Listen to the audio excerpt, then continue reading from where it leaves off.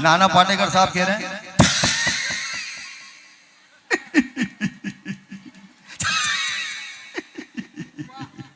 किसका बच्चा है, किसका बच्चा है, ऐसा ना किसका बच्चा है, पिक्चर की बात लगा रेला है मुंह में निप्पल दे इसके, किसका बच्चा है।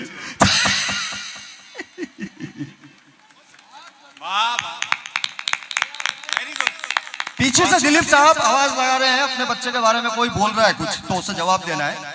अब दिलीप साहब क्या कह रहे हैं, ए भाई, ए भाई दे रहे निप्पल, दे रहे निप्पल भाई, चुप हो जाएगा बच्चा भाई, दे रहे निप्पल। फिर नाना पाटेकर क्या कह रहे हैं, एक इसके मुंह में भी दे। समझ में आया तो आप ताली बजाएं, आप सभी बुद्धिजीवी लोग हैं और मेरी मिमिक्री बुद्धिजीवी लोगों को समझ में आती है और धन्यवाद। और उसके बाद देखिएगा, मुझे याद आ रहा है वो गाना जिसे लता मंगेशकर ने बड़े प्यारे स्वरों से सजाया था। गीत के बोल थे यशोदा का नंद लाला ब्रिज का उजाला रे। वो इतना सुपर हिट गीत है कि अगर वाकई में अगर कोई बच्चा रोता है तो अगर उसकी माँ उसके पास आए ना आए कोई फर्क नहीं पड़ेगा, लेकिन बच्चा चुप हो जाएगा। वो कैसे, अगर ये गाना अगर चालू कर देते हैं, ये प्रैक्टिकल है, प्रैक्टिकल करके देखा गया है कि अगर रो रहा है बच्चा, अगर ये गाना चालू हो गया तो बच्चा ऑटोमेटिक चुप। इतनी कशिश और इतनी मिठास थी उस गीत के अंदर, यशोदा का नंद लाला ब्रिज का उजाला रे। लेकिन यहाँ पर क्या होता है कि आसरानी साहब को आप अच्छी तरह से जानते हैं, अंग्रेजों के जमाने के jailer film Sholay, comedian king, आज भी बतौर वो फिल्मों में कॉमेडी कर रहे हैं।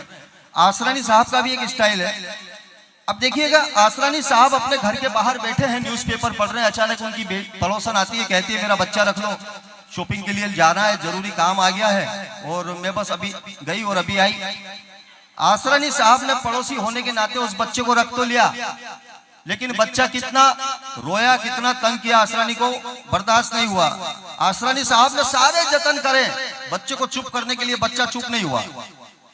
लेकिन अब करे तो करे क्या, अचानक आसरानी साहब को वो गाना याद आया, यशोदा का नंद लाला ब्रिज का उजाला रे। कितनी मिठास थी उस गीत में। जब लता जी उस गीत को गाते हैं तो वाकई में बच्चा चुप होता है। लेकिन उसी गाने को अगर आसरानी साहब गाएंगे तो कहां आसरानी साहब की आवाज है और कहां लता जी का एक गाया हुआ गीत है, मधुर है। अब किस तरीके से इस गीत को गाएंगे तो किस तरीके से इस गीत के चिथड़े उड़ेंगे और किस तरह से आसरानी साहब इस गीत का ऑपरेशन करेंगे, सुनिएगा। अगर पसंद आए तो ताली बजाइएगा। बच्चा रोता है,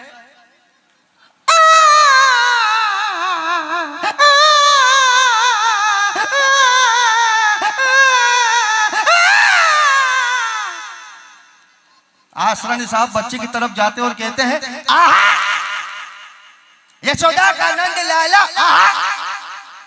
ब्रिज का उजाला रे मेरे जुज्जू, चुप हो जा। पता चला बच्चा हमेशा के लिए चुप हो गया। यहां बजाते हैं ताली, फिर कोई बात नहीं।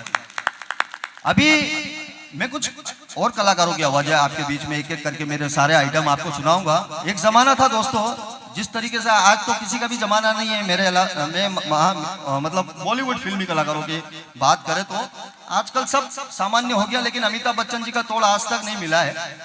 लेकिन एक जमाना अमिताभ बच्चन जी के पहले जो सुपरस्टार हुआ करते थे उनका एक स्टारडम अलग ही था। वो जिधर से निकल जाते थे अपनी एम्बेसडर नीचे खड़ी करते थे, अपना काम निपटा कर आते थे, उस एम्बेसडर को देखते थे तो लिपस्टिक के निशान से भरी पड़ी मिलती थी। इतनी लड़कियां चाहती थी जब उनके वो जमाना चल रहा था, जब वो स्टारडम में थे। और मैं बात कर रहा हूँ राजेश खन्ना फिल्म स्टार की। राजेश खन्ना के बहुत सारे दीवाने थे, उनकी एक हवा अलग ही थी। लेकिन राजेश खन्ना की कुछ दिनों से जब वो लास्ट टाइम चल रहा था, कुछ तबीयत खराब चल रही थी, लेकिन कंडीशन ये हो गई थी पूरे शकल की, पूरी बॉडी की, कि आप पहचान नहीं पाओगे कि किसी जमाने का सुपरस्टार राजेश खन्ना है। पूरे बदल गए थे। अब देखिएगा उनके साथ में क्या हिट हुई। एक लड़की आगे आगे चल रही थी, वो अपना जरूरी काम निपटाने के लिए जा रहे थे, किसी पर्सनल काम से जा रहे थे, गली में ही चल रहे थे वो। और राजेश खन्ना उस लड़की के पीछे पीछे चल रहे थे, लेकिन उस लड़की के पीछे पीछे नहीं चल रहे थे। राजेश खन्ना अपने काम के लिए जा रहे थे, लड़की ये समझ रही कि ये आदमी मेरा पीछा कर रहा है। लड़की जिधर पलटती उधर राजेश खन्ना जा रहे हैं, लड़की जिधर घूमती उधर राजेश खन्ना घूमते हैं। अब लड़की को गलत फहमी हो गई कि ये आदमी मेरा पीछा कर रहा है। राजेश खन्ना है ये तो पता ही नहीं है, आम आदमी है, लेकिन ये मेरा पीछा कर रहा है। लेकिन राजेश खन्ना पीछा कर ही नहीं रहा है, वो उनके काम से जा रहे हैं। ऐसी असमंजस की स्थिति में उस लड़की ने पीछे पलटकर जवाब दे ही दिया। क्यों ना दे, अगर लड़की को जवाब देना चाहिए, हमारे हिंदुस्तान की परंपरा, अगर कोई ज्यादा ही लड़का पीछा कर रहा हो तो लड़की को पीछे पलटकर जवाब देना ही चाहिए। वही काम उस लड़की ने भी किया। अब देखिएगा क्या प्रतिक्रिया हुई उन दोनों के बीच में। उस लड़की ने राजेश खन्ना साहब को क्या कहा और राजेश खन्ना ने उस क्या हुआ सुनिएगा। लड़की, बदतमीज लड़की, मैं पिछले 15 मिनट से देख रही हूँ तुम मेरा पीछा कर रहा है। शायद तुम्हें पता नहीं है पीछे मेरी माँ आ रही है।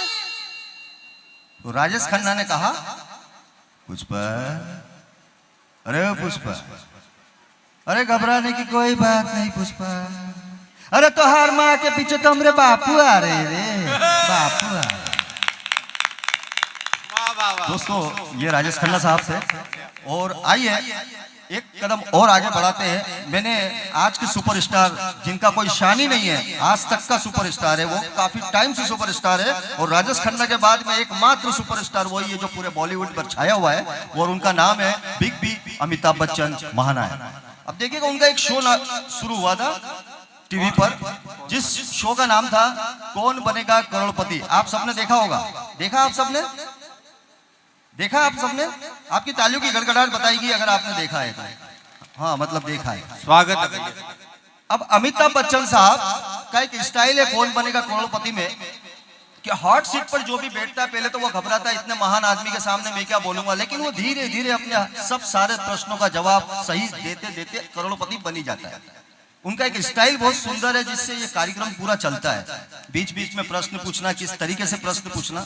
अब देखिएगा उनके हॉट सीट पर मैंने किसी आम आदमी को नहीं बिठाया है, मैंने हॉट सीट पर उन्हीं के टक्कर रखने वाला, उनके बराबरी वाला, पूरी फिल्म इंडस्ट्रीज में जहां बॉलीवुड में सुपरस्टार में अमिताभ बच्चन जी का कोई शानी नहीं है, और उधर विलियन में जिनका कोई शानी नहीं है, खलनायक स्वर्गीय अमरीश पुरी साहब, अमरीश पुरी साहब अमिताभ बच्चन जी के प्रश्न का जवाब दे रहे हैं। अब देखना यह है कि अमिताभ बच्चन जी क्या प्रश्न पूछ रहे हैं और अमरीश पुरी साहब किस अंदाज में उस प्रश्न का जवाब दे रहे हैं। आपके बीच में प्रस्तुत है कौन बनेगा करोड़पति, देखिएगा। स्वागत। आइए अमरीश जी, बहुत बहुत धन्यवाद। चलिए जैसा कि आप जानते हैं रोल स्टिंग लॉन्ग लाइफ आपके सामने फॉलो फैन 50 और पब्लिक सपोर्ट। चलिए गेम के आगे बढ़ाते हुए आप और मिलकर खेलते कौन बनेगा करोड़पति। पहला सवाल आपके सामने, 5,000 रुपए के लिए कंप्यूटर।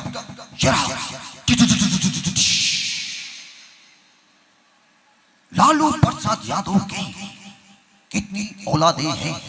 ऑप्शंस आपके सामने 4। कंप्यूटर ये रहे, 9, B 10, C 11 या D 12। थोड़ा सा कम से कम।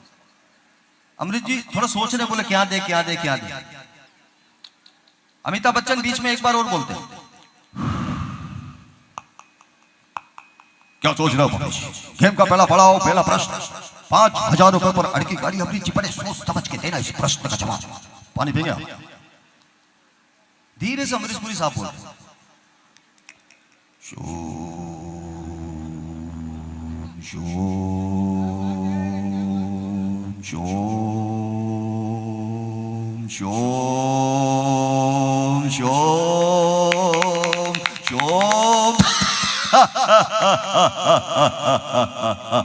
शाबो शाशा।